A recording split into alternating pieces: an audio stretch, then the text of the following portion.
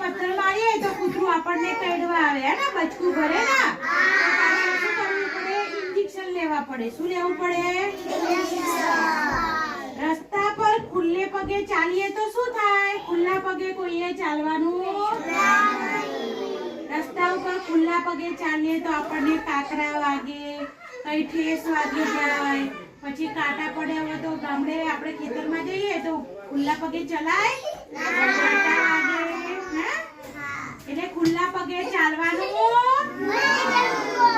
શેરીમાં ગટરના ઢાંકણાની આસપાસ રમવું જોઈએ નહીં શા માટે ન રમવું જોઈએ બીમાર થઈ જઈએ આપણને ગટરનું ઢાંકણું હોય તો ગટરમાં તો કેટલું બધું પાણી આવે ને અંદર ગટરમાં એટલે ગંદુ પાણી હોય શું હોય એટલે ગંદુ પાણી આપણને એની આસપાસ રમીએ તો આપણને ચેપ લાગે શું લાગે તો આપણે બીમાર પડીએ એટલા માટે ગટરના ઢાંકણાની આસપાસ કોઈએ રમવાનું છેલ્લે કહેવું કે શેરીમાં રમતી વખતે સાવચેતી રાખવી જોઈએ તે વિશે વાત કરવી તો આપણે શેરીમાં રમતા હોય તો આ પથ્થર પડ્યા હોય તો એની આસપાસ રમવાનું પથ્થર લેવો હોય તો નાના નાના પથ્થરથી રમવાનું મોટા પથ્થરથી રમવાનું શેરીમાં ગાય કૂતરા હોય તો એનાથી દૂર રહેવાનું ગાય કૂતરા હોય તો કૂતરું હોય તો આપણને બચકું ભરી જાય ગાય હોય તો ભેટું મારે હે ને વગાડે ને આપણને લોહી આવે તો પછી ક્યાં જવું પડે દવાખાને જવું પડે હે ને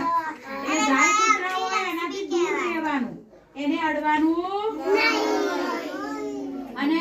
જો અડી ગયા ભૂલથી કોઈ કૂતરાને અડી ગયા તો સાબુથી હાથ ધોઈ દેવાના ઘરે આવીને બરાબર કૂતરાને અડીએ ને તો રોગ થાય શું થાય એટલે જેવા તેવા કૂતરાને અડવાનું નહીં કૂતરું આપણને ચાટ્યું હોય ને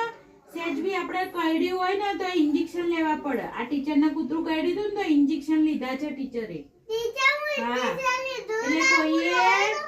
શેરીમાં રમતી વખતે ગાય કૂતરા જોડે જવાનું નહીં ગટરના ઢાંકણાની આસપાસ રમવાનું ખુલ્લા પગે ચાલવાનું ચપ્પલ પહેરીને ચાલવાનું ચલો તાળી પાડો